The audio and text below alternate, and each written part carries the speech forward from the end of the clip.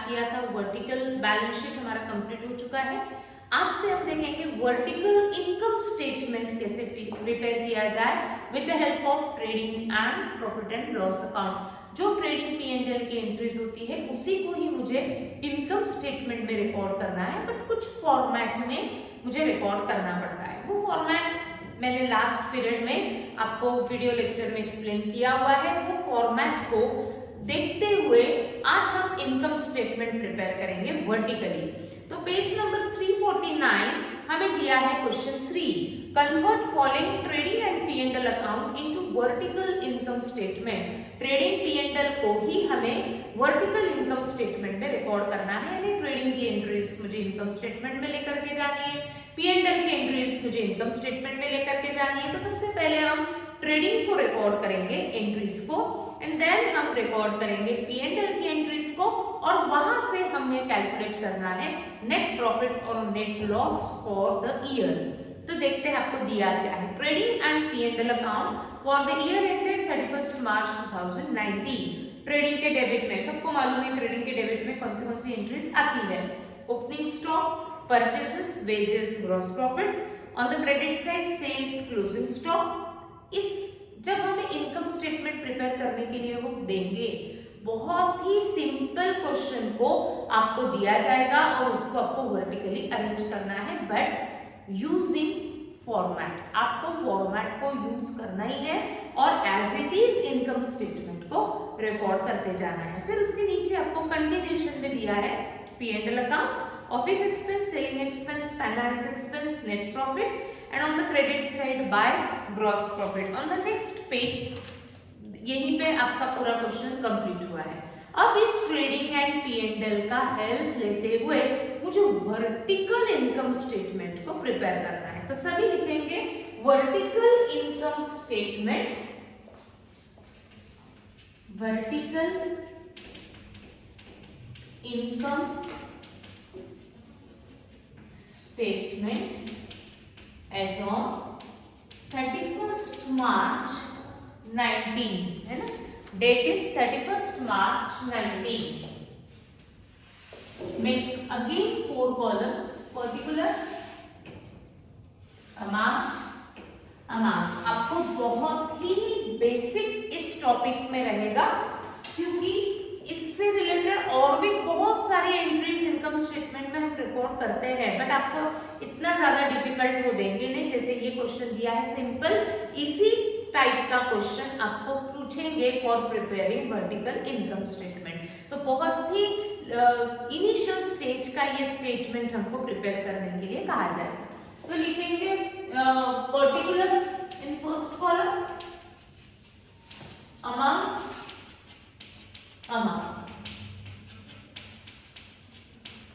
Particulars, amount. अब जो भी हम इस इनकम स्टेटमेंट या हम वर्टिकल बैलेंस शीट प्रिपेयर करते हैं तो हमें फॉर्मेट यूज करते जाना है। हम कभी भी ट्रेडिंग P&L में रिकॉर्ड करते समय कोई फॉर्मेट यूज नहीं करते, बट ट्रेडिंग के डेबिट में फर्स्ट ओपनिंग स्टॉक, फिर परचेस, फिर आगे में कहीं से भी हम लिख सकते हैं। बट वर्टिकल इनकम स्टेटमेंट में हम अपने मन से कुछ भी नहीं कर सकते, मुझे फॉर्मेट को ही फॉलो करना है और फॉर्मेट के अनुसार ही मुझे इस क्वेश्चन में आपको पोस्टिंग करते जाना है। तो फॉर्मेट जो मैंने कल एक्सप्लेन किया था, वो फॉर्मेट को आपको देखते हुए हम आज प्रिपेयर करेंगे इनकम स्टेटमेंट। तो सबसे पहले इनकम स्टेटमेंट में हम पहले लिखेंगे इनकम। कहां से लिया जाएगा ये इनकम? ट्रेडिंग अकाउंट से। ट्रेडिंग अकाउंट में हम एक ही इनकम शो करते हैं, that is sales. Closing stock की इनकम नहीं होता है। क्लोजिंग स्टॉक डेबिट में से माइनस करने की जगह पे हम उसको क्रेडिट में लिखते हैं, ये लॉजिक होता है ना। तो ट्रेडिंग अकाउंट में जो इनकम लिखा जाता है वो सिर्फ और सिर्फ होता है सेल्स। तो मुझे सबसे पहले ट्रेडिंग अकाउंट से लेने हैं इनकम, वो यानी होता है सेल्स। तो लिखेंगे सेल्स। देखो ट्रेडिंग अकाउंट में आपको सेल्स दिए गए हैं on the credit side 11 lakhs। Put it in first column. Sales में से लेस किए जाते हैं रिटर्न्स बट रिटर्न्स दिए नहीं है तो मैं लिखूंगी ब्लैंक, बट आपका फॉर्मेट के अनुसार ही इनकम स्टेटमेंट दिखना चाहिए, इसलिए मैंने सेल्स लेस रिटर्न किए और फिर अमाउंट को आउटर कॉलम में ट्रांसफर किया 11 लाख। जो फॉर्मेट है उसको आपको रिकॉर्ड करना ही करना है, ठीक। अब इसमें से हम लेस करते हैं cost of goods sold. Cost यानी एक्सपेंसेस, ये गुड्स को सेल करने के लिए जो जो प्रोडक्ट पे खर्चा हुआ वो प्रोडक्ट की कॉस्ट इसमें से माइनस करो। प्रोडक्ट की कॉस्ट हम रिकॉर्ड करते हैं ट्रेडिंग अकाउंट के डेबिट साइड में। तो ट्रेडिंग अकाउंट के डेबिट में हम जितने भी एक्सपेंसेस लिखते हैं, all expenses are direct expense. Direct expense यानी वो प्रोडक्ट पे किया हुआ डायरेक्टली जो खर्चा है वो हम ट्रेडिंग अकाउंट के डेबिट में लिखते हैं। तो आपको जो गुड्स बेची गई है उसकी कॉस्ट यानी ट्रेडिंग के डेबिट के सारे एक्सपेंसेस अगर हम माइनस करेंगे तो हम कॉस्ट ऑफ गुड्स सोल्ड उसको कहेंगे। तो आपको cost of goods sold calculate करना है। कॉस्ट ऑफ गुड्स सोल्ड यानी जो गुड्स सेल करने के लिए हमें कॉस्ट लगी, जो गुड्स पे आप खर्चा करते हो वो कॉस्ट। तो गुड्स की कॉस्ट रिकॉर्ड की जाती है ट्रेडिंग अकाउंट के डेबिट में। तो डेबिट में देखो आपको कौन से एक्सपेंस दिए हैं, opening stock, purchases, wages. Gross profit हम कभी भी एक्सपेंस नहीं होता, it is a balancing figure. तो ट्रेडिंग के डेबिट में क्या है, opening stock, purchases and wages. तो कॉस्ट ऑफ गुड्स सोल्ड मुझे कैलकुलेट करने के लिए लिखना पड़ेगा पहले opening stock. In first column 3,50,000 opening stock 3,50,000, then purchases in the inner column 7 lakhs, wages। जितने भी एक्सपेंसेस ट्रेडिंग अकाउंट में दिए जाएंगे वो सारे एक्सपेंसेस हम ऐड करेंगे और उसमें से लेस करेंगे क्लोजिंग स्टॉक। तो हमें मिलेगा कॉस्ट ऑफ गुड्स सोल्ड, जो गुड्स बेची उसकी कॉस्ट। क्लोजिंग स्टॉक को हम लेस क्यों करेंगे, क्योंकि closing stock means unsold goods. जो गुड्स हमने बेची ही नहीं है उसकी कॉस्ट हम रिकॉर्ड नहीं कर सकते, इसीलिए हम कॉस्ट ऑफ गुड्स सोल्ड जब कैलकुलेट होता है तो कैसे कैलकुलेट करेंगे, सारे एक्सपेंसेस ऐड करके जो क्लोजिंग स्टॉक है उसको हम माइनस करेंगे तो हमें मिलेगा cost of goods sold. Closing stock is 2 lakhs। तो ऐड लेस करके हम आउटर कॉलम में इसको लेकर के जाते हैं। तो 350 प्लस 7 lakhs प्लस 50 यानी ये आएगा 11 lakhs minus 2 lakhs, that is 9 lakhs is your cost of goods sold।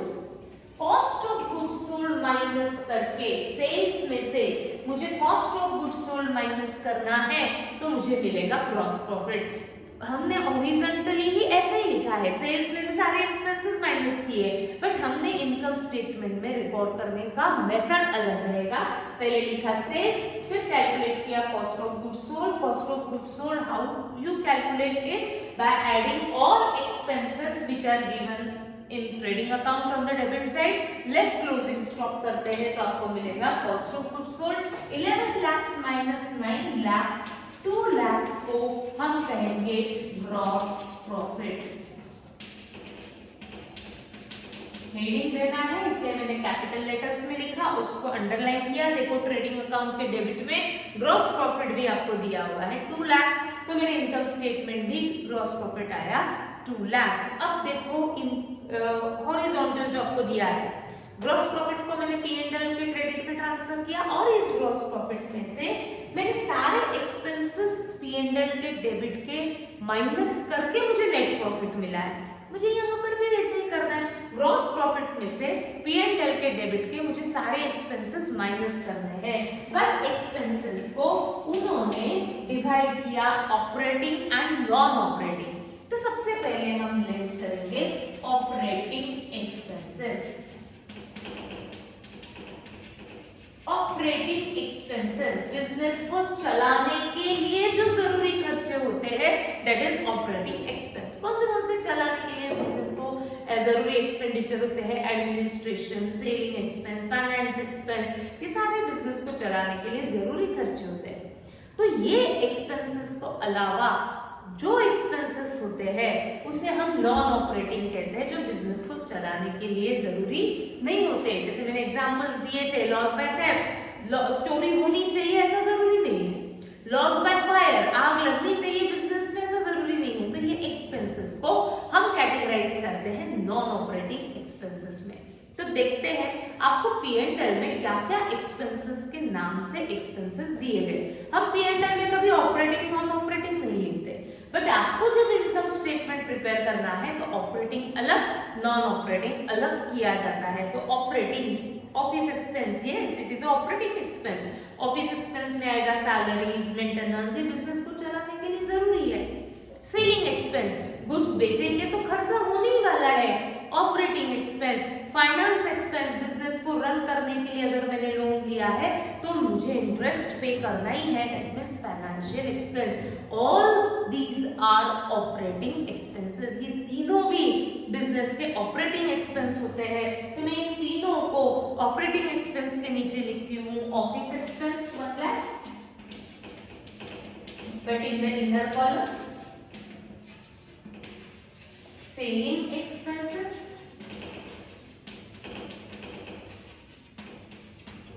Selling expenses 50,000 and next दिया है finance expenses,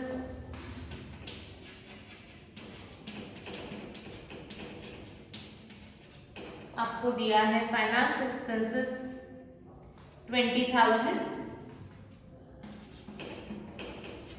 Take the total of all operating expenses and transfer it to outer column. तो 1 lakh plus 50 plus 20 is 1,70,000। अब हमें क्या करना है, gross profit में से हम माइनस करेंगे P&L के डेबिट के पहले operating expenses and find out the balance, that is 30,000। This 30,000 represent your operating profit.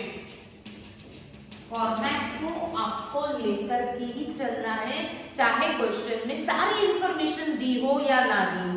Operating profit is 30,000, उसमें से हम लेस करेंगे non operating expenses. Non operating expenses check कर लेते हैं, क्या आपको कहीं नॉन ऑपरेटिंग एक्सपेंसेस दिए हैं?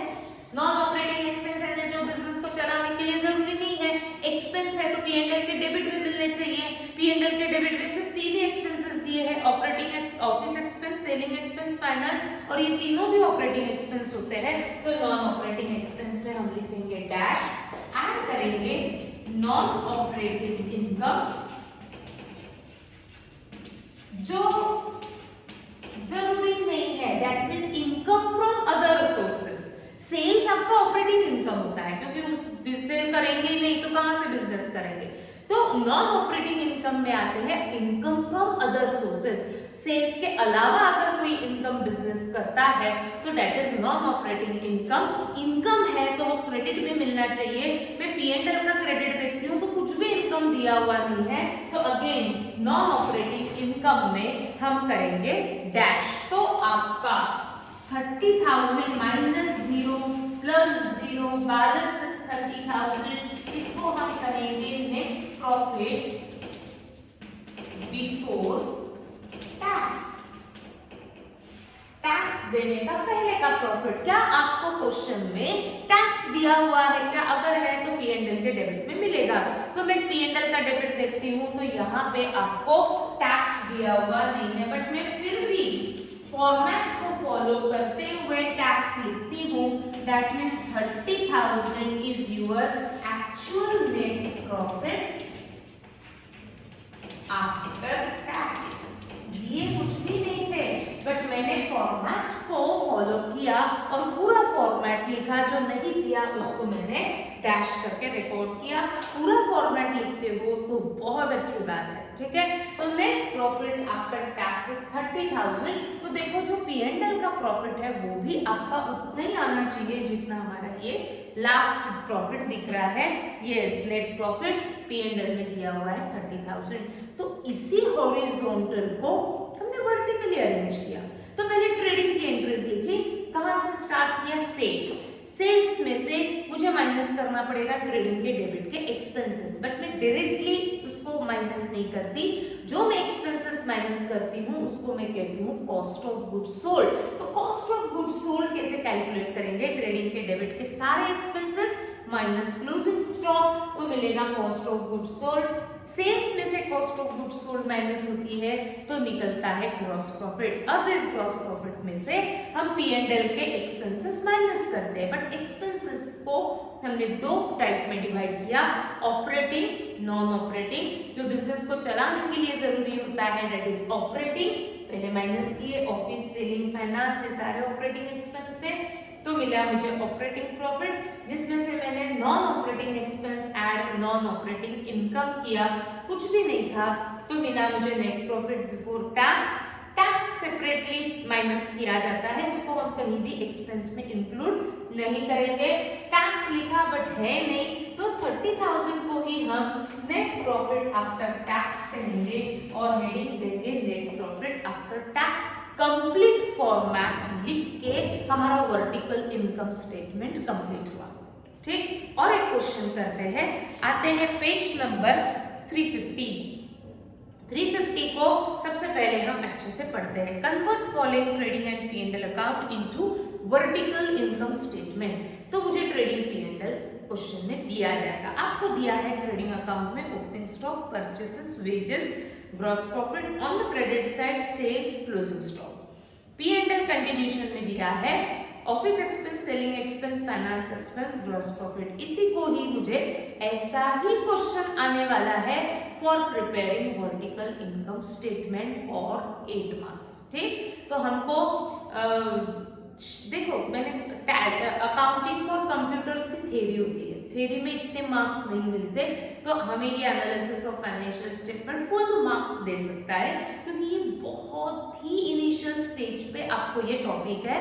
तो ये पूरे के पूरे मार्क्स हमको स्कोर करना ही करना है इस टॉपिक पे, ठीक है। आगे के भी कैलकुलेशंस बहुत सिंपल ही आपको कोर्स में है, तो उतने ही भी आपने अच्छे से कर लिए, बुक के क्वेश्चंस तभी भी सफिशिएंट है। Now open income statement for second question. लिखेंगे सभी वर्टिकल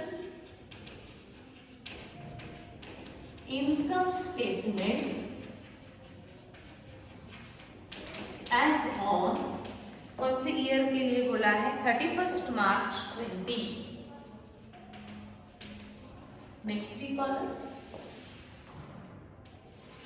Particulars, amount.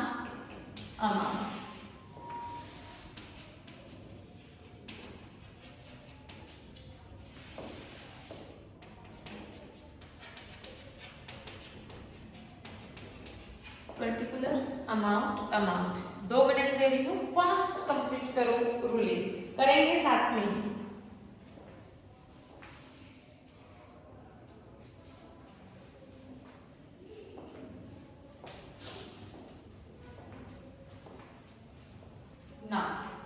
सबसे पहले इनकम स्टेटमेंट है, तो मुझे पहले देखना है इनकम। फर्स्ट अकाउंट हमारा होता है ट्रेडिंग अकाउंट, तो ट्रेडिंग से हम उठाएंगे इनकम, और ट्रेडिंग में सिर्फ एक ही इनकम होता है, वो यानी सेल्स। देखो सेल्स कैसे दिए, सिर्फ सेल्स दिए हैं, बट हमें यहाँ कैसे लिखना है? Sales less returns. भले ही रिटर्न्स नहीं है, बट फिर भी हम लेस रिटर्न्स लिखेंगे ही लिखेंगे। तो लिखते हैं सेल्स 12 lakhs, अमाउंट के फर्स्ट कॉलम में, लेस रिटर्न्स नहीं दिया है तो डैश, आउटर कॉलम में लिखेंगे 12 lakhs। अब ये सेल्स में से हम ग्रॉस प्रॉफिट कैसे कैलकुलेट करते हैं? By subtracting expenses. तो हमको यहाँ पर भी वैसे ही करना है, हम लेस एक्सपेंस नहीं लिखेंगे, हम उसको नाम देते हैं cost of goods sold.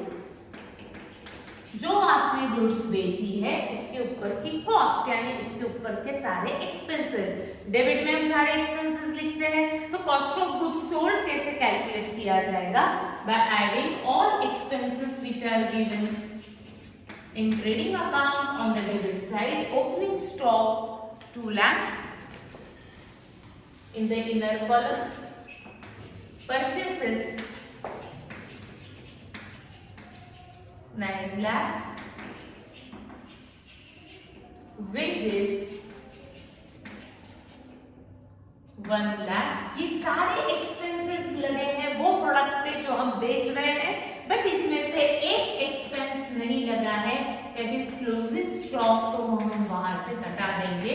Closing stock means unsold, आपने इस साल वो बेचा ही नहीं, जो गुड्स बेचे नहीं उसकी कॉस्ट भी हम ऐड नहीं करेंगे, इसीलिए क्लोजिंग स्टॉक को हम माइनस करते हैं। देखो क्रेडिट में दिया हुआ है 3 lakhs, तो कैलकुलेट करते हैं cost of goods sold 2 lakhs plus 9 lakhs 11 lakhs plus 1 lakh 12 lakhs minus 3 lakhs is 9 lakhs। तो 12 लाख सेल्स में से सारे एक्सपेंसेस ट्रेडिंग के माइनस करने के बाद जो बैलेंस आएगा उसे हम नाम देंगे ग्रॉस प्रॉफिट। आपका वर्टिकल का ग्रॉस प्रॉफिट उतना ही आना चाहिए जितना हॉरिजॉन्टल का ग्रॉस प्रॉफिट है, क्योंकि हमने सारी एंट्रीज वहां से उठाई है। तो 12 lakhs minus 3 lakhs 9 lakhs is 3 lakhs your gross profit। अब हम वर्टिकल में ग्रॉस प्रॉफिट में से P&L के एक्सपेंसेस माइनस करेंगे, हॉरिजॉन्टल में भी हम वही करते हैं। ये ग्रॉस प्रॉफिट को हम P&L के क्रेडिट में लिखते हैं और क्रेडिट में से सारे डेबिट एक्सपेंसेस माइनस करते हैं, बट हम डायरेक्ट एक्सपेंसेस नहीं लिखेंगे, हम पहले लिखेंगे ऑपरेटिंग एक्सपेंसेस। एक्सपेंसेस को हम 2 पार्ट में डिवाइड करेंगे। सबसे पहले हम माइनस करेंगे ऑपरेटिंग एक्सपेंस, तो मिलेगा मुझे ऑपरेटिंग प्रॉफिट। ठीक, अब ऑपरेटिंग एक्सपेंस यानी जो बिजनेस को चलाने के लिए जरूरी एक्सपेंसेस होते हैं। कौन से expense? Administration, that is office expense, selling expense, finance expense, ये ऑपरेटिंग एक्सपेंस होते हैं। आपको दिया क्या है? वही दिए हुए हैं। Office expense 1,25,000, office expenses 1,25,000, selling expenses 1 lakh, selling expenses 1 lakh, finance expenses 30,000। Take the total of all operating expenses and transfer it in outer column। 1,25,000 plus 1 lakh plus 30, इन सब का टोटल is 2,55,000। 3 lakhs में से 2,55,000 अगर मैं minus operating expenses करती हूँ तो balance is 45,000। Operating expense minus करने के बाद जो प्रॉफिट मिलता है वो बिजनेस उसे कहता है ऑपरेटिंग प्रॉफिट। पहले ऑपरेटिंग को कर देना, फिर इसमें से नॉन ऑपरेटिंग एक्सपेंसेस माइनस करो, नॉन ऑपरेटिंग इनकम ऐड करो। नॉन ऑपरेटिंग एक्सपेंसेस जो बिजनेस को चलाने के लिए जरूरी नहीं है, क्वेश्चन में दिया ही नहीं है, क्योंकि क्वेश्चन में सिर्फ 3 ही एक्सपेंसेस दिए और तीनों ऑपरेटिंग थे। फिर हम इसमें ऐड करेंगे नॉन ऑपरेटिंग इनकम। क्रेडिट में देख लेते हैं P&L के, क्या कहीं non operating income that means income from other source, sales को छोड़ के कोई और इनकम क्वेश्चन में दिया हुआ नहीं है, तो हम इसी को ही 45,000 को ही कहेंगे net profit before tax. Tax को कोई भी एक्सपेंस में हम इंक्लूड नहीं करते, उसको अलग से डिडक्ट किया जाता है। बिफोर टैक्स है तो इसमें से टैक्स हटा दो, पर है ही नहीं, तो जो प्रॉफिट रहेगा that means your actual net profit, और उसको हम कहते हैं नेट प्रॉफिट आफ्टर टैक्स। और वो आफ्टर टैक्स का प्रॉफिट आपका उतना ही आना चाहिए जितना P&L का नेट प्रॉफिट है। तो इस तरीके से ये वर्टिकल इनकम स्टेटमेंट आपको पूछा जाएगा फॉर 8 मार्क्स। सिंपल है, बैलेंस शीट में भी अगर प्रिपेयर करना है तो हम आराम से कर सकते हैं, इनकम स्टेटमेंट भी अगर सिर्फ आपको फॉर्मेट थोड़ा सा याद रखना है। डन। तो कल हम देखेंगे कंपैरेटिव स्टेटमेंट किस तरीके से प्रिपेयर किया जाएगा, फिर हम कॉमन साइज स्टेटमेंट देखेंगे, फिर रेशियो एनालिसिस देखेंगे। तो स्टेप बाय स्टेप आपको आगे बढ़ना है। कंपैरेटिव स्टेटमेंट में हमें प्रीवियस ईयर की एंट्रीज को करंट ईयर के साथ कंपेयर करना है और कुछ डिसीजंस लेने हैं। तो कैसे करना है वो हम कल से स्टार्ट करते हैं। यहाँ हमारा कंप्लीट होता है वर्टिकल इनकम स्टेटमेंट। डन। कल आगे बढ़ेंगे। Thank you.